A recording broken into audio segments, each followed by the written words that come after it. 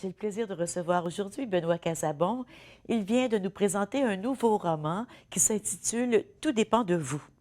C'est une quête identitaire, c'est la recherche du sens de la vie qui pose la question suivante: est-ce que nos ancêtres ont un impact sur ce que nous vivons aujourd'hui, tant du point de vue individuel que collectif?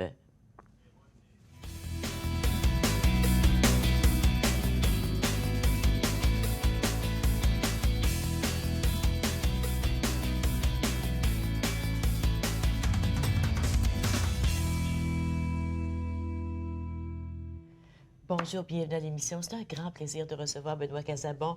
Il y a quelques années, merci Benoît d'être là. Ça fait plaisir, Il merci. y a quelques années, tu étais venu, on peut se tutoyer, hein? Oui, oui. Tu étais venu à l'émission puis on avait parlé de ton roman Matawa à contre-courant. C'est ça. Et maintenant, tu nous reviens avec Tout dépend de vous. Ça vient d'être publié il y a quoi, un mois et demi? Un mois seulement, oui. Oui, et ben c'est tout nouveau. C'est tout nouveau. Et une nouvelle facture aussi, comme on voit à la page couverture. c'est beau, hein? C'est ça s'appelle les dentelles de Montmirail. On en parlera plus tard, mais Oui. ça s'explique en cours de route, la Oui. raison pour laquelle j'ai choisi Cette photo. cette belle photo. C'est qui a pris la photo? Est-ce que c'est quelqu'un que tu connais? Bien sûr, c'est mon ami Carl Hanninen de Sudbury, qui est un bon photographe. Et puis, il m'avait dit, ça paraît pas tellement sur la couverture, mais les vignes coupent et après ça, on a une perspective de hauteur à cause de la coupe des vignes au centre. Là. Oui. Et ça oui. donne une perspective de hauteur. Les yeux sont menés vers le haut. Oui, en effet, les yeux sont menés vers le haut. Ouais. C'est quel mont? C'est dans le Vaucluse, Oui. c'est dans le Mont Ventoux, C'est près le de là. Ventoux, Près oui. de Mont Ventoux. Oui, oui, oui, oui. Oui. Oui, oui. Mont Ventoux, c'est quelque chose, hein? Toute beauté. Oui, je Belle sais. région. C'est ma région où je vais en vacances, moi aussi. Ah, Alors, parlons de ce roman, ce très beau roman que tu nous as présenté. Si on voulait le situer Oui. l'intrigue, Oui. ça se passe en 1937, à on la est fin en des années 30. 1937. Les deux personnages, le personnage principal, Sylvain, a 37 ans. Je fais des références comme ceci, juste un peu cachées, symboliques. 1937, 1837, 38, les Patriotes. Ah, oui. Alors, c'est des Oui. choses qui sont plus ou moins symboliques, là. Et donc, le jeune avocat il vit une période très intense, très difficile. Il a eu 7 ans de difficultés à cause de la dépression, la Grande Dépression. Il est au cœur de Montréal. Il a vu faire des transactions très difficiles. Son père meurt. Son père, qui est le médecin de Matawa contre-courant, mon roman premier, et remonte à la surface toute cette énergie par des rêves. Le deuil mal fait avec sa mère, Oui.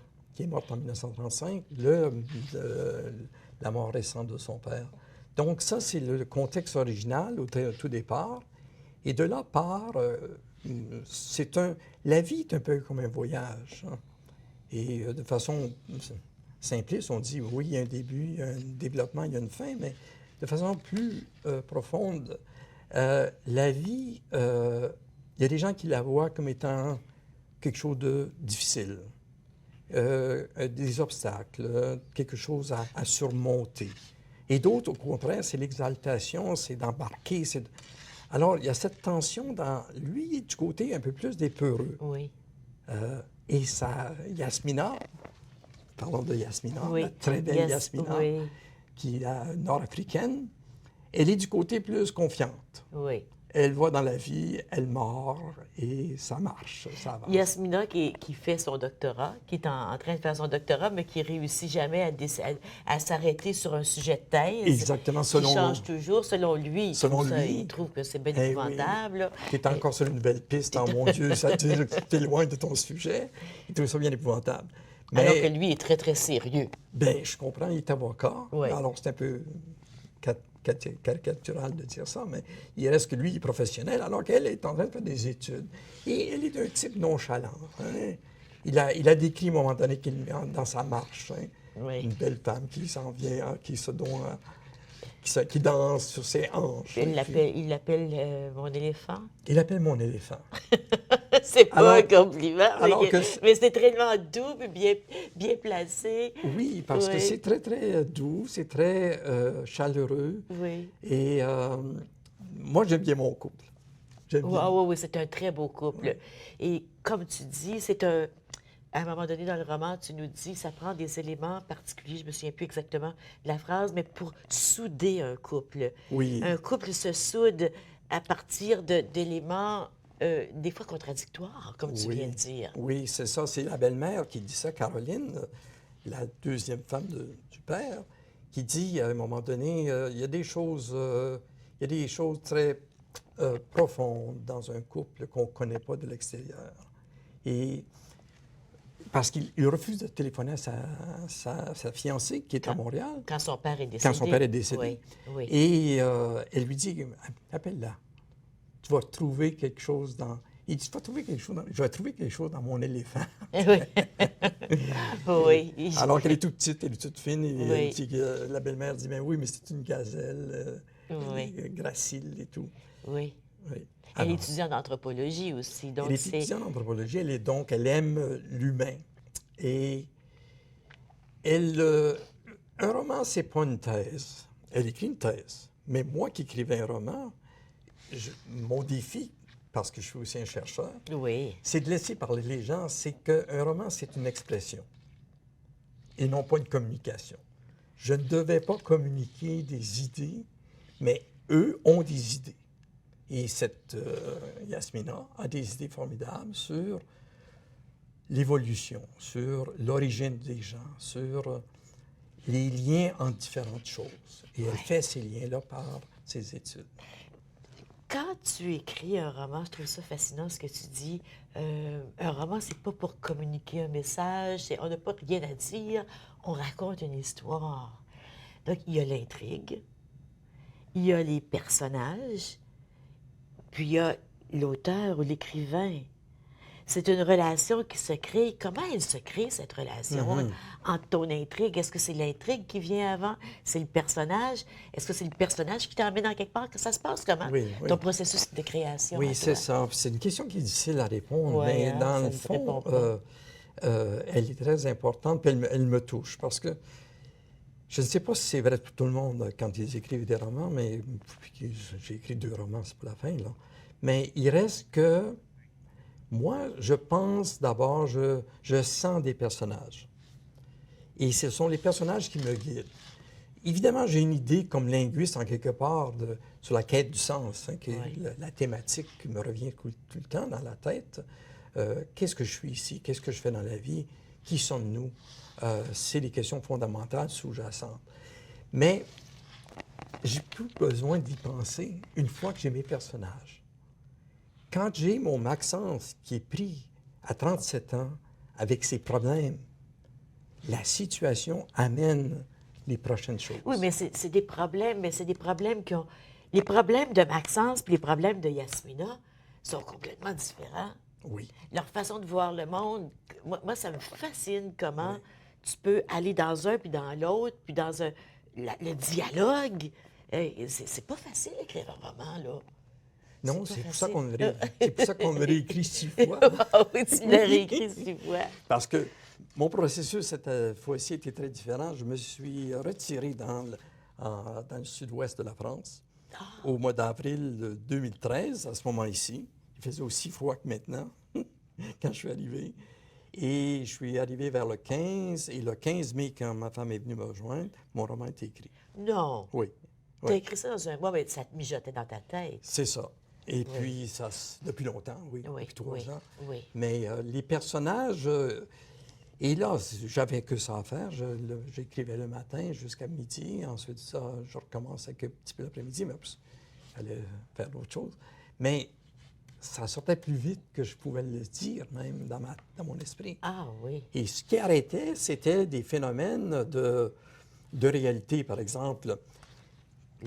Telle rue où est-elle par Oui, rapport à telle autre rue? c'est des ça. choses comme Ou ça. bien 1837-38, Ouais. des retours. Parce que ce qui arrive, c'est après le départ dont on vient de parler, c'est que Yasmina découvre dans une boîte un mystère sur la famille. Et le mystère, c'est que les Cazeneuve ne sont pas les Cazeneuve. On ne va pas donner le nom de la famille tout de Non. suite. Mais c'est des dits Cazeneuve. Elle trouve un autre nom derrière ça. Et là part le voyage, donc sur la vie, le voyage vers le passé, pour chercher les sources de cette famille-là. Elle est fascinée par l'histoire de son copain. Oui, oui, oui. Elle est fascinée. Puis elle retourne. Donc, c'est un voyage en arrière. En arrière, de 1937 à 1565, dans le premier. Puis ça, c'est les vrais personnages. Ça. C'est ça, je voulais te demander. Quelle est la part de... Parce que, OK, pour que les gens comprennent bien à la maison, là, on a Sylvain, Maxence et Yasmina. C'est un couple. Le père de Maxence est décédé. Yasmina découvre un document, un document qui mystérieux, et ils partent en quête pour connaître l'histoire. Oui. Qui sont les ancêtres? Qui sont les Qui ancêtres? sont les ancêtres de Maxence? D'où sont-ils venus? Qu'est-ce qu'ils ont apporté avec eux? Tout Oui. ça. Et c'est ce voyage Oui. dans le passé. Oui. Et c'est pas tellement la quête généalogique qui est intéressante, même si elle est vraie, puis elle est très développée. Mais pour elle, c'est la quête de ce qui se passait chez ces gens-là Oui. dans le passé. Donc en 1837, parce qu'on va voir des personnages réels de 1837 à Saint-Eustache, et elle dit, oui, il y a eu cette grande bataille, 200 personnes sont mortes, uniquement 17 du côté des Anglais. Et puis elle dit, toutes ces femmes qui ont perdu un mari ou un fils, qu'est-ce qu'elles vivaient après? Et la honte de cette entreprise des patriotes qui essayaient de récupérer quoi? La conquête. Oh, oui. Mal finie. Tu sais. Oui, Bon. oui. Alors, elle se Alors, pose c'est des ça. questions d'ordre humain, social et anthropologique. Oui. Tout ça. Comment comment les personnages ont vécu. On va aller à la pause, on poursuit après, parce que des choses très importantes, je pense, des choses que j'ai découvertes sur notre histoire collective. Restez avec nous, on revient tout de suite.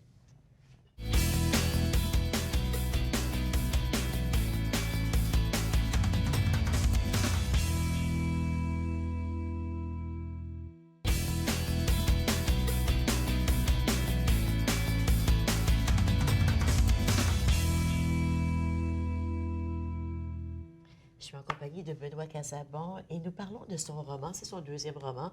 Tout dépend de vous. Si vous avez lu le premier, Mattawa à contre-courant, ça se passait dans le nord de l'Ontario. Ben nord, on ne peut pas dire le nord, hein? Oui. Ben oui, c'est au nord d'Ottawa. C'est pas nord-nord. Non, Pas c'est Hearst, le là. Moyen-Nord. C'est le Moyen-Nord. Le vrai Nord, Oui, oui. c'est plus loin. C'est plus loin. Pas du monde de Mattawa n'aime pas ça quand on dit qu'ils vivent dans le nord. Non, non. Mais tout dépend de vous. Ça commence à Saint-Jérôme. C'est ça. Et Maxence, qui a une trentaine d'années, 37 ans, vient de perdre son père, qui est Sylvain, qui était le médecin de Mattawa, qui est rendu à Saint-Jérôme et qui s'est remarié. Bon. Oui. Il part en quête de connaître ses racines après la mort de son père. Il y a quelque chose qui le dérange. Hein? Il n'est pas bien dans sa peau. Hein? Absolument pas. Il y a d'abord, sur le plan personnel, c'est que on a quelques pages autour de cette difficulté d'intégration de son passé. Oui. Il y a quelque chose de singulier au fait d'être né en quelque part. Il y a quelque chose d'important au fait. Et on peut avoir deux réactions au moins. Ou bien on rejette ça, ou bien on reste fusionné dedans. Alors, le lieu de notre naissance a une importance. Une importance. Ah, et oui. le lieu physique et le lieu, c'est-à-dire notre héritage de famille, on peut ne pas aimer ou très aimer ou être fusionné avec sa famille d'origine, ou au contraire la rejeter. Dans tous les cas, on n'est pas soi-même. Et il faut se connaître, et c'est ça ce qui est en train de travailler. À 37 ans, il commence à chercher qui il est à travers tout ça. Sa mère, Jasmine de Mattawa, une anglophone, était mystérieuse, était prise avec des gros problèmes d'identité en quelque part. Et son père, qui était un homme fermé aussi, alors il décrit tout ça. Hein? Oui, Alors, il fait le tour oui. de ça. Il se cherche là-dedans. Il se cherche. Oui. Il se cherche. Et est-ce qu'il se trouve, tu penses? Il se trouve, oui, je dirais, on Je est rendu pense. à la fin. Oui, oui, on s'est rendu à Vers la la fin. fin, oui, je On pense est qu'il se rendu à la trouve. fin. Il se Mais il trouve. est allé loin pour se trouver. Ça a pris un an, disons que c'était sur la base du congé sabbatique qu'il se donne. Oui, oui, oui. Il quitte son emploi pendant un an parce qu'elle veut terminer sa thèse de maîtrise et non pas de doctorat, comme on a dit tout à Ah, l'heure. si j'ai dit doctorat, Ouais. c'est maîtrise. Bien, j'ai été obligé de corriger. Je pensais qu'elle était en train de faire un doctorat dans ma tête, mais j'ai vérifié. Ce serait difficile à ce moment-là, en 1937, qu'une femme au Québec fasse un doctorat en anthropologie. C'était déjà difficile qu'une femme fasse une maîtrise en anthropologie Exactement. en 1937. Et d'ailleurs, elle ne le fait pas, une maîtrise Elle en n'avait même pas le anthropologie. droit de vote. Non, c'est ça. Et puis, il n'y avait même pas de département d'anthropologie. C'est-à-dire qu'à l'intérieur de la faculté des sciences sociales et des sciences humaines, on pouvait faire des études d'anthropologie. Mais je l'ai fait d'anthropologue, Oui, oui, c'est oui, d'accord. pourquoi pas? Ouais. Pourquoi pas?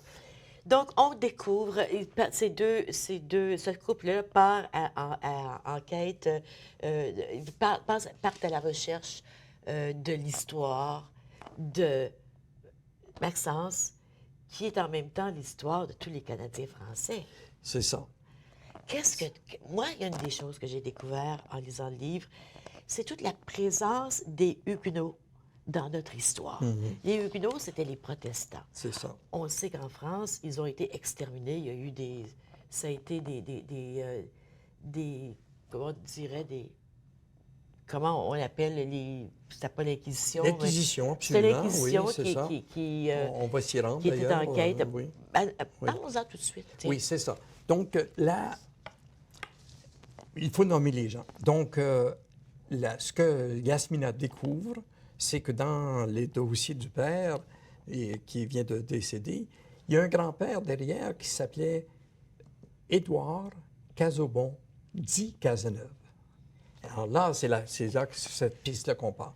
Et on part en voyage, on va à Saint-Édouard-de-Masquinongé, on qui est va partout. le Verse. On va à Werner, où il y a des Cazobons, parce qu'il faut retourner à Mattawa, sur le passé, et de fil en aiguille, on fait le tour, et on avance et on ne trouve rien.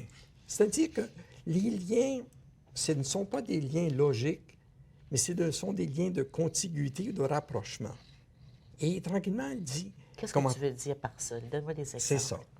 C'est qu'elle dit, c'est pas tellement important les filons historiques, mais c'est ce qu'on en retient. Est-ce que le passé me forme maintenant ou c'est moi qui suis en train de forger le passé dans moi? Est-ce que je retiens quelque chose du passé? Et en fait, c'est une façon détournée de poser la question, qu'est-ce que nous savons sur nous-mêmes comme Canadiens français? Et donc, dans ces filons qu'elle trouve, dans sa thèse qu'elle fait en même temps, mais lui ne sait pas que c'est Bien, elle non plus, elle ne sait pas que c'est sa thèse. Est-ce qu'elle le sait que c'est sa thèse qu'elle est en train de faire? Absolument, mais elle ne le dit pas. Elle ne le dit pas. Elle écrit des notes, Oui. Et puis lui pense elle fait des notes sur la famille Cazobon, Ben oui. sur ses origines à lui. Tout le temps, c'est sa thèse. C'est ça, Elle a c'est finalement sa thèse. trouvé son filon. Ben oui, elle a trouvé son son sujet. Et elle découvre justement qu'en 1791, le premier Cazobon qui arrive, du nom de Martin, était un haut militaire. Il venait du sud de la France, de cette région. Et pour cette raison-là, elle fait des liens avec les gouverneurs de l'époque, ou aussi avec le seigneur de Berthier, qui venait de la même région. Et cette région-là, c'est un foyer de Huguenots. Elle dit, il y a des Huguenots dans la famille, en quelque part, là. C'est fictif, partie-là. Mais c'est pas fictif qu'il y a eu des Huguenots au Canada. Ben, on le savait. Moi, j'ai jamais su ça. On nous a jamais enseigné ça. Le- On était tellement Canadiens catholiques, peinturés partout catholiques, puis pourtant, il y avait des Huguenots. Ben, parce qu'on a eu Monseigneur de Laval qui s'assurait, quand ils arrivaient, de se convertir. Ben oui. La plupart se convertissaient. Non, ils se Il y avait- convertissaient. Mais Mais il y avait il comme- restait, Puis il n'y avait pas de place à aller, il était supposé se convertir. C'est pas vraiment, on aurait plus qu'il retourne.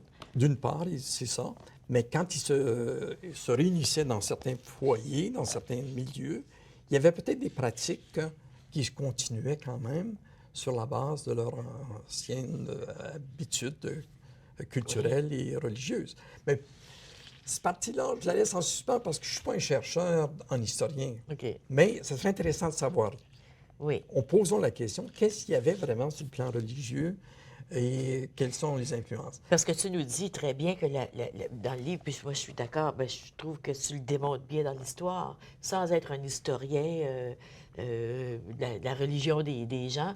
Tu nous dis que la religion, c'est aussi fort que la provenance ou la race. Oui, oui, oui. Et c'est ça, ces liens-là très diffus, très, très intérieurs qui font qu'on transporte longtemps ces messages-là. Et c'est ça que je veux dire à un moment donné. Comment se fait-il qu'il y en a d'autres qu'on oublie en ce moment? D'autres. La langue, Oui. la culture. Oui. Hein? Comment se fait-il que... Et c'est Yasmina qui pose les questions. Oui. Comment se fait-il que vous ne connaissez pas votre histoire plus que ça? Ben voilà la pause, on va voir pourquoi. Reste avec nous.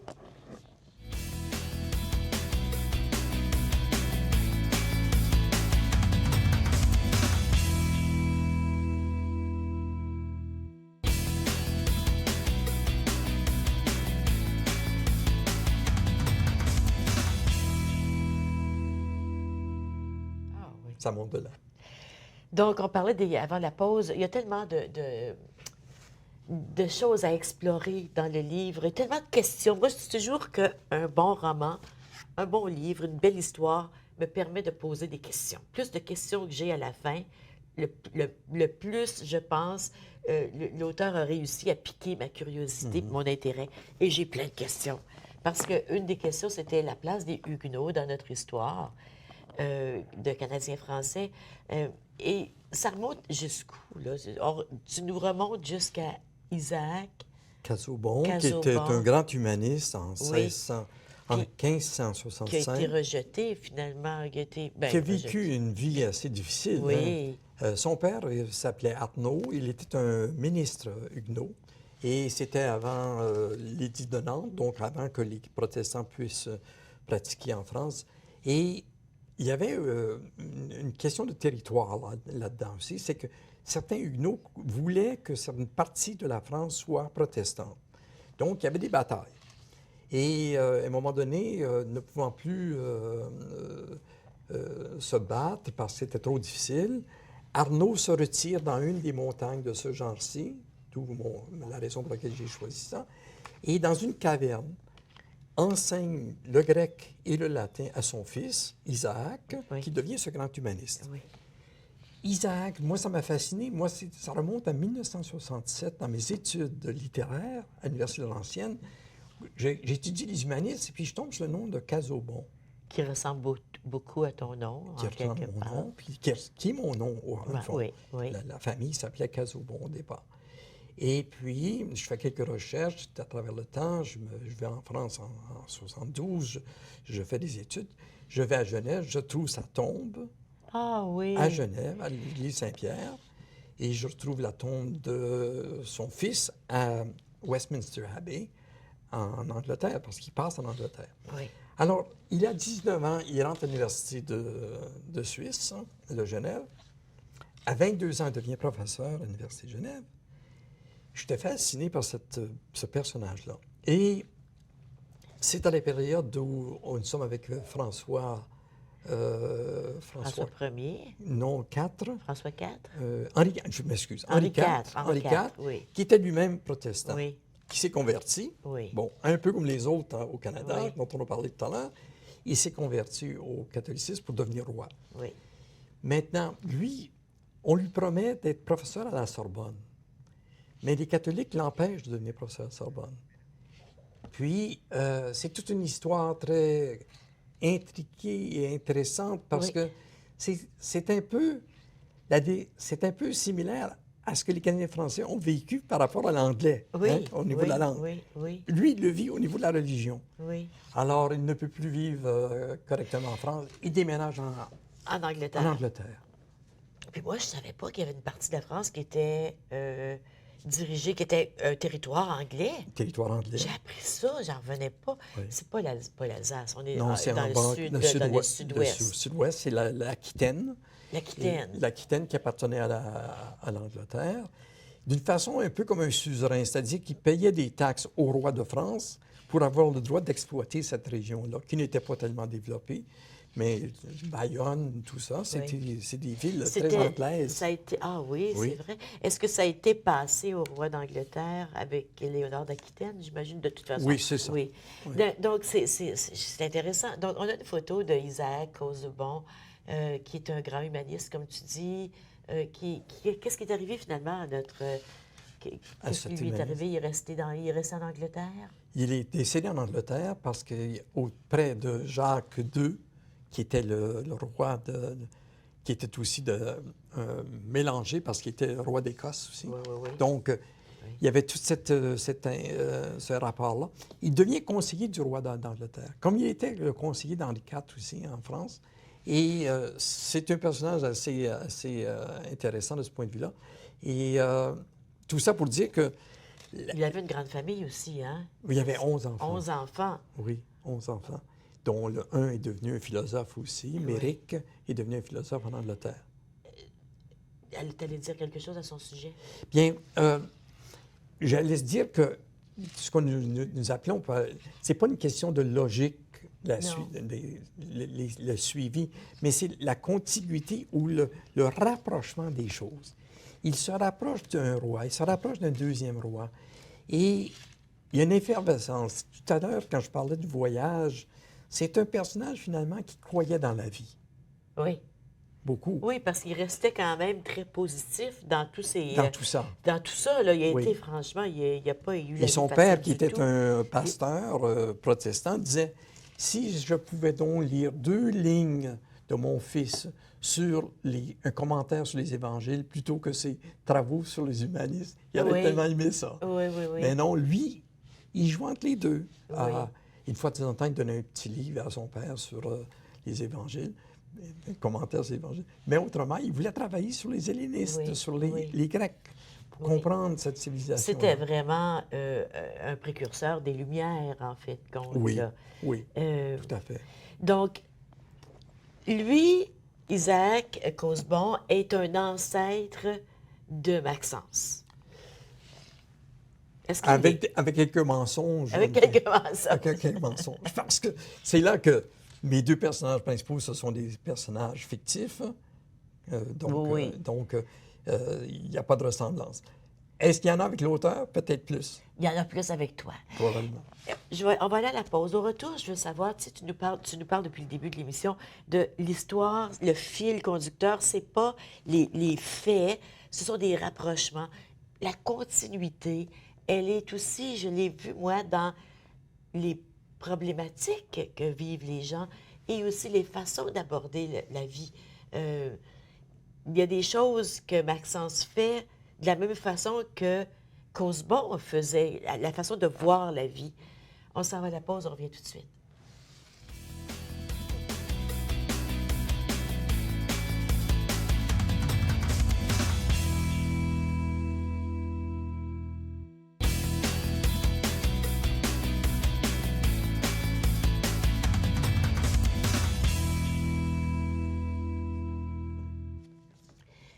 Je suis en compagnie de Benoît Casabon. Benoît, on parle de tout cet héritage qu'on a comme francophone, comme Canadien-Français, dans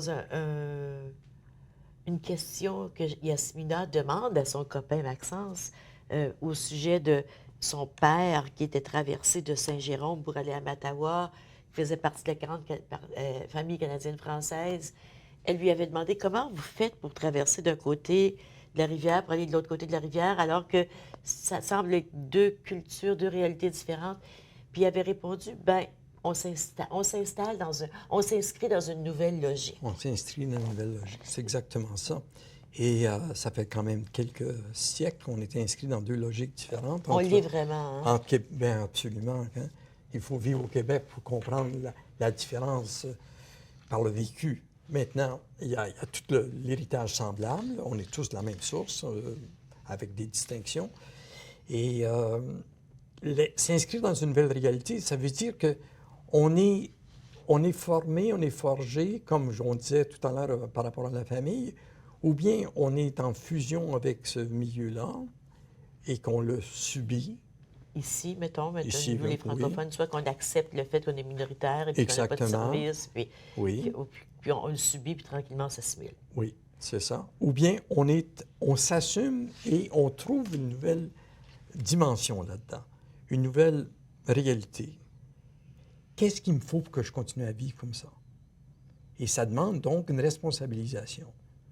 Et c'est pour ça qu'il y a des choses qui se perpétuent, qui ne se perpétuent pas autant, parce que normalement, comme minoritaire, tu finis par absorber le milieu. C'est normal. On ne travaille pas complètement français. Normalement, comme tu parles de façon générale, Ça devient normal. dans les sociétés, c'est normal, C'est normal. quand on est minoritaire, d'absorber le milieu et Absolument. de devenir comme un glaçon qu'on mettrait dans Oui. un bain d'eau chaude. Absolument. Ils font. C'est un phénomène d'adaptation. Oui.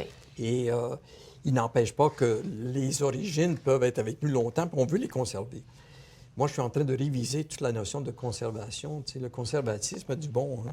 Je croyais tout le temps, moi, que non, moi, je suis un révolutionnaire, pas de conservation, on pète les bretelles, on y va, on saute les plombs, on fait d'autres choses. Oui, Mais il y a quelque chose de bon à conserver. bien sûr. Et puis, je pense à ma mère, par exemple, à ce temps-ci de l'année, qui faisait ses plants de tomates.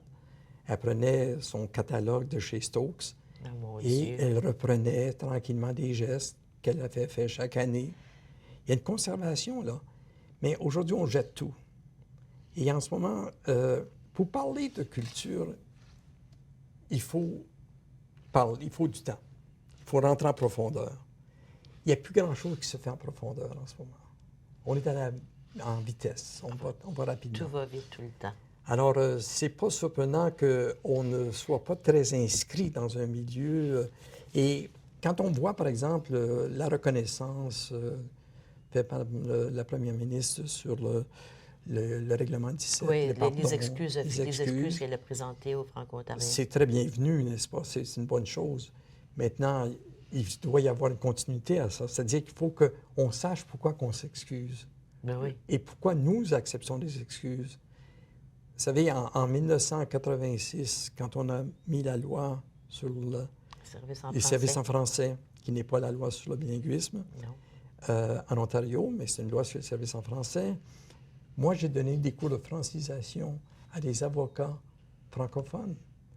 C'était la conséquence. C'est 65 ans après, mais c'était la conséquence du règlement 17. Ces gens-là avaient fait leur secondaire en anglais, avaient fait leurs études en anglais. Donc, il me disait, je parle très bien français, mais je suis incapable de faire le droit en français. Et ce n'est qu'un cas. Il y a tous ceux qui ne sont pas allés à l'école parce qu'il n'y avait pas d'endroit où aller. Ah, c'est ça. Oui. Et l'impact, le règlement 17 a eu un impact, le siècle qui a suivi le règlement 17. Tout à fait. On ne s'en est pas encore sorti. Là. Oui. On ne s'en est pas encore complètement Non, sorti. parce que bien, en tout cas, certainement pas, nous, peut-être plus, ou ça nous affecte de façon plus inconsciente. Mais je me souviens combien mes parents avaient peur de dire des choses en français dans certaines circonstances, par exemple. Que de dire que l'on voulait être francophone, c'était mal vu dans leurs yeux. Il n'y a pas si longtemps, on pensait encore, beaucoup de parents pensaient encore que si on envoyait nos enfants à l'école française, il y avait une éducation de moins bonne qualité. De moins bonne qualité. Puis encore, dans certains milieux, c'est perçu comme ça. Donc, c'est ça le rapprochement avec les Huguenots, possiblement au début du siècle au Canada. Est-ce que c'est des gens qui étaient dans la honte? Est-ce que c'était des gens qui étaient dans la retenue, la méconnaissance de soi? Et derrière les deux sujets dont on parle. Et c'est ça, cette méconnaissance de soi, et c'est cette difficulté de s'affirmer par rapport aux plus nombreux, aux plus gros, plus forts, en fait, nombre, qui fait en sorte qu'on répète la même chose. Et on le répète aussi dans la façon de le réclamer, ce qui fait que ça fait vieux. Demander que la ville d'Ottawa devienne bilingue, c'est pas une mauvaise chose. Mais les arguments qu'on a en ce moment ressemblent à ce que moi j'ai écrit dans Langue et culture il y a quelques années. C'est fait des intellectuels. C'est intellectuel. Il faut qu'il y ait une idée qui accroche derrière ça. Quand on a, il y a longtemps, le mot démocratie voulait dire liberté, égalité et fraternité. C'était des mots forts derrière, des mots seconds qui appuyaient le mot. Alors, quels sont les mots seconds qui appuient l'expression Ottawa, ville bilingue? Bien, c'est faible. Oui. Ça accroche pas. Ça accroche pas. Oui. Il Oui. faudrait qu'on y pense. Oui. Avec Parce qu'aujourd'hui, je pense que il faut que ce soit spectaculaire. Il faut qu'il y ait il y avait un feu d'artifice quand on a pensé à Montfort. Bien sûr. Montfort a créé un feu SOS d'artifice. Montfort, C'était un feu c'était un d'artifice. feu d'artifice, oui. Le drapeau franco-ontarien, c'était pas un gros feu d'artifice, mais il y avait un symbole. Oui, et puis même la gestion scolaire, on disait La pour et gestion. par les francophones. C'est ça. C'était nouveau quand on disait pour et par. On ne peut plus dire ça aujourd'hui, ça colle plus pour et par les Et c'est francophones. exactement ce que le maire dit. Vous avez tous les services qu'il faut. Qui c'est que ça l'apporte de dire des Mais le problème avec l'Ottawa-Ville bilingue, je suis contente qu'on parle de ça, il me semble, puis je te parlais tantôt de l'importance des symboles, c'est que on a l'impression que, comme francophone, on minimise l'importance du symbole, alors que c'est symbolique. Le symbole de devenir bilingue, il est très fort. Il serait très fort. Non? Il serait très fort, mais pour être vrai, c'est qu'on n'y croit plus au symbole du bilinguisme institutionnel. Moi, je fais des contrats avec la fonction publique. Je reçois mes soumissions en anglais seulement, presque systématiquement. Je transmets ça au commissariat de langues officielles. Ça se résout tout le temps de la même façon. Problème technique, problème d'un jeune fonctionnaire qui n'a pas compris. Et Ou puis, là, il y a la traduction qui va être mécanisée, là. la dernière que j'ai reçue la semaine passée, c'est que nous n'avions pas reçu la traduction encore. Mais on l'envoie en anglais seulement, donc l'anglophone est avantagé. Ben oui. Alors, le symbole d'une ville bilingue n'accroche pas en ce moment. Il faudrait qu'on réveille les sens second derrière ce symbole-là. D'accord. On s'en va à la pause, on revient tout de suite. Je trouve ça fascinant. Reste avec nous. La même chose avec le jeune qui a de l'Université de Laurentienne.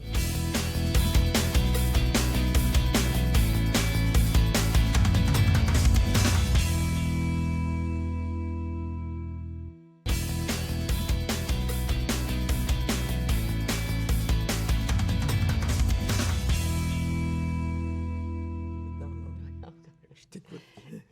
Le roman de Benoît Casabon, Tout dépend de vous, c'est un roman que je recommande à tout le monde. Premièrement, l'intrigue, elle est super intéressante, même si on ne lit rien que pour connaître l'intrigue. C'est un jeune couple, dans la trentaine, qui partent à l'aventure et qui visitent plein de lieux au Québec et en Ontario et en France. Et en France, oui. Ils se retrouvent en France. Ils font un voyage sur, comment il s'appelle le bateau? Le Normandie. Sur le Normandie. Sur le Normandie. Oui. Ils Ça m'a parlent- amené à faire beaucoup de recherches. Et ah oui, hein? Absolument, parce que je voulais quand même que cette histoire se vive sur un bateau réel. Hein. Alors, je suis allé voir beaucoup de choses autour du Normandie pour comprendre quelle était la vie sur une Normandie. Puis, Bien, c'était un bateau de luxe. le luxe, oui. Un bateau qui a battu en vitesse le Queen Mary. Ah Et oui. qui avait un problème technique d'hélice qui flottait un petit peu. Donc, je mentionne ces choses-là en cours de route dans le roman. Oui, et puis, dans le roman, ça se passe à la fin des années 30, c'est ça?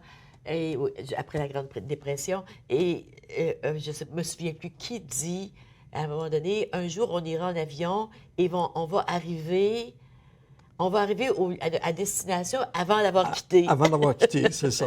Bien, c'est une farce qu'on fait souvent en disant que la vitesse de l'avion fait en sorte que si je pars à 8 heures de Paris, j'arrive ici dans le sens inverse, Dans le sens à inverse. 7 heures. C'est ça. Donc, ça nous fait vivre à travers différents siècles. Tu as dû faire beaucoup de recherches pour faire ça, hein? Oui, c'est ça. Il y a beaucoup de recherches qui se sont faites en cours de route, au fur et à mesure que j'avançais, selon les besoins. Comme tu le disais tout à l'heure, c'est un roman qui fait penser d'abord, qui pose Oui. des questions. Donc, il y a des questions d'ordre historique, sociologique et aussi psychologique qui se sont développées en cours de route.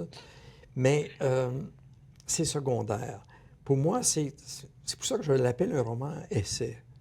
C'est-à-dire que je touche à la vie dans sa complexité et je pose des questions, je fais poser des questions par des personnages et ils se dirigent vers une compréhension d'eux-mêmes.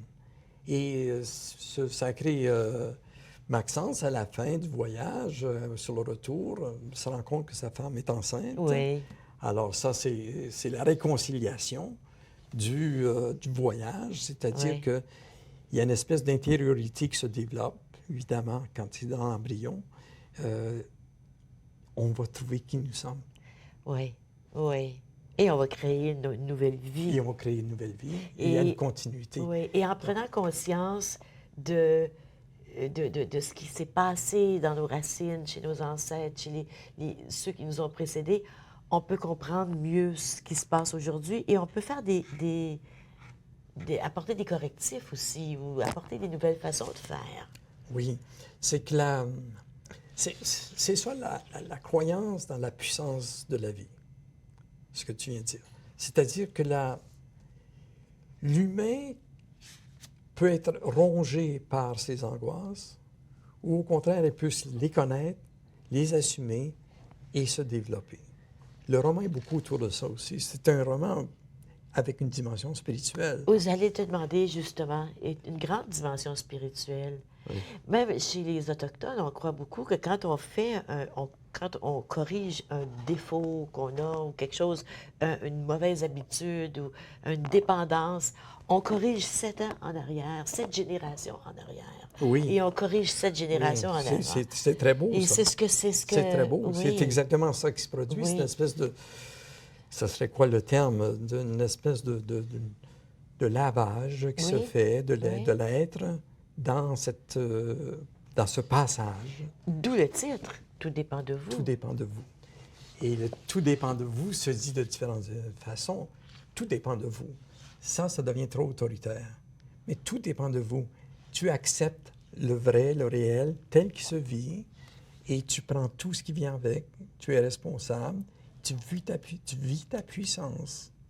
Je crois beaucoup dans ça.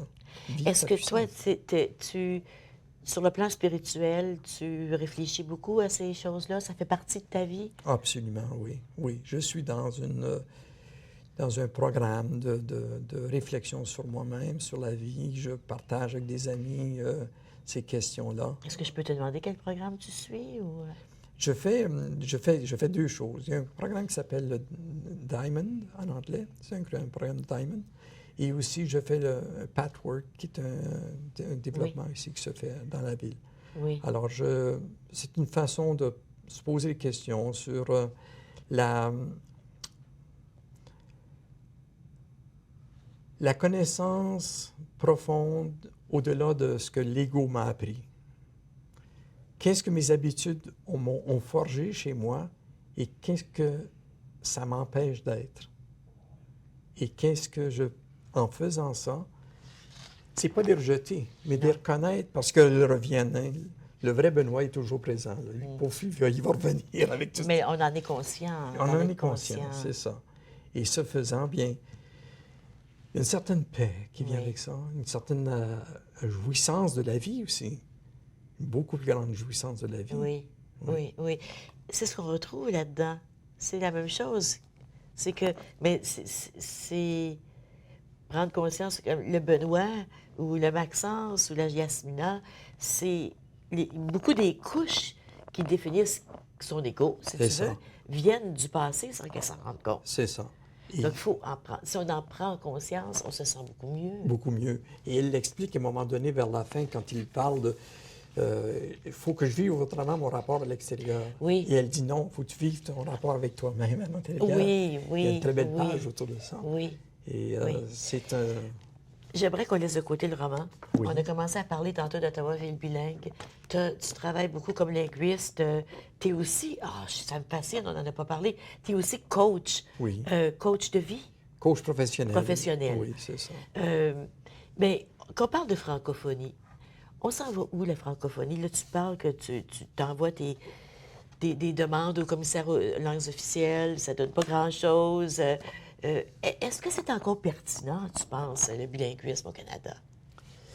C'est une grande question. Hein? Oui, là, si on le renouvelle, absolument. Mais c'est la chose qu'on veut le moins toucher en ce moment, je pense. Il y a une réflexion qui va se faire à un moment donné, j'imagine. Parce que on continue à dire la même chose. Si on croit dans la force de la vie, ce qui n'est pas résolu reste toujours là. Absolument. Alors, il y a des choses non résolues au niveau du bilinguisme. Il y a peut-être une prétention trop grande à vouloir croire que le bilinguisme intégral est possible au Canada. La preuve est à peu près faite après 35 ans que on a peut-être 14 de la population anglophone qui est devenue bilingue. Hein. Oui. Mais tout ça, c'est dans un rapport de force. Si on comprend que 27 du budget de l'éducation au Québec va au système anglophone, si on comprend qu'au Québec, il y a 1,3 milliard donné dans un hôpital à Montréal qui s'appelle l'hôpital, le centre de McGill. Oui, McGill, OK. Bon, pour 8 de la population. Bien, il faut arrêter de se faire des illusions puis croire qu'on peut construire une université française en Ontario avec un budget de 4 C'est impossible. Oui. C'est pas la peine de penser qu'un symbole de ville bilingue comme Ottawa va changer quoi que ce soit. Qu'est-ce qu'il y a derrière ce symbole? Qu'est-ce qu'il y a? Qu'est-ce qu'il porte? Qu'est-ce qu'il porte selon toi?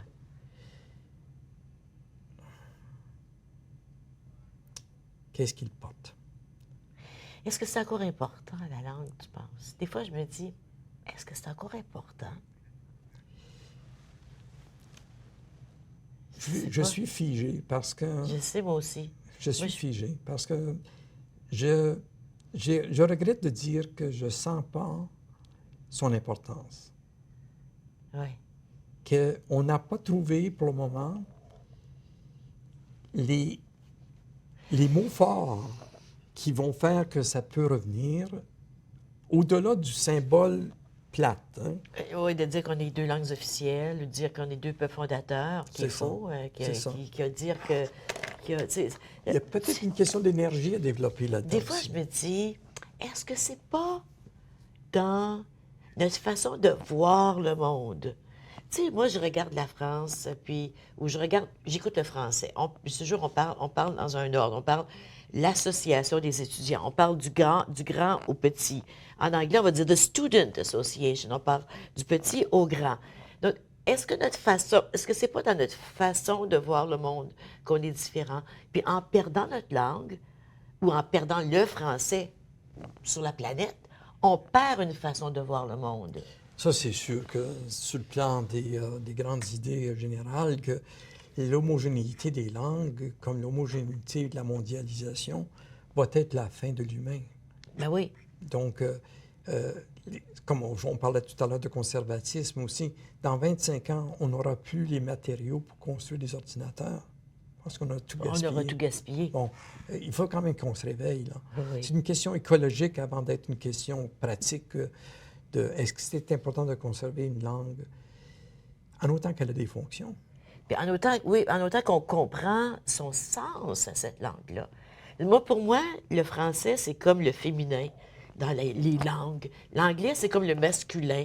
Donc, je ne sais pas si c'est fou que je vois ça comme ça, mais je vois ça comme ça. Et je me dis, si on perd le français ou le latin ou l'italien ou l'espagnol, on perd toute une partie de notre humanité. Tout à fait. Et puis, je dirais que la plus grande perte, à mon avis, c'est la conscience de ça. C'est la conscience de ça. Quand on vit une révolution assez importante, le spectaculaire devient la valeur aujourd'hui. Oui. Je ne vais pas au hockey voir une belle joue de hockey. Il faut qu'il y ait du sang. Oui. C'est pas ton spectacle que je m'en viens voir, c'est donne-moi un spectacle à moi. Puis on le voit présentement aux États-Unis avec certains des candidats. On va aller à la pause. Le grand tout de suite. Oui.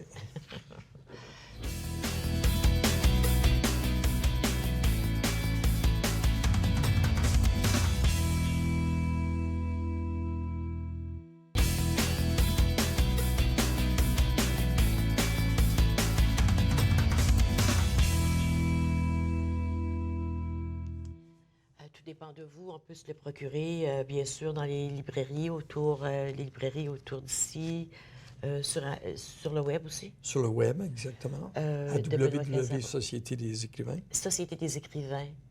D'autres projets d'écriture? Oui, mais plutôt vague. J'ai vraiment l'intention de faire quelque chose de forme essayiste, comme tel. Écrire des essais.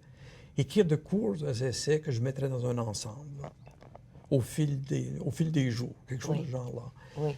Mais Sur des thèmes comme... sur des thèmes comme quoi, des thèmes importants de la connaissance de soi. Oh, ça serait bien. La connaissance de soi. Et tu vas nous réserver une entrevue hein, si tu fais ça? Absolument. Avec plaisir. Merci beaucoup, Benoît. Ça a été un grand plaisir, C'est comme pour moi. toujours. Oui. Et merci pour ce beau roman. Merci pour ta présence ici. Merci à vous aussi d'avoir été avec nous. Je vous souhaite une belle fin de journée, puis je vous souhaite tout l'amour du monde. À demain. Merci, Julien.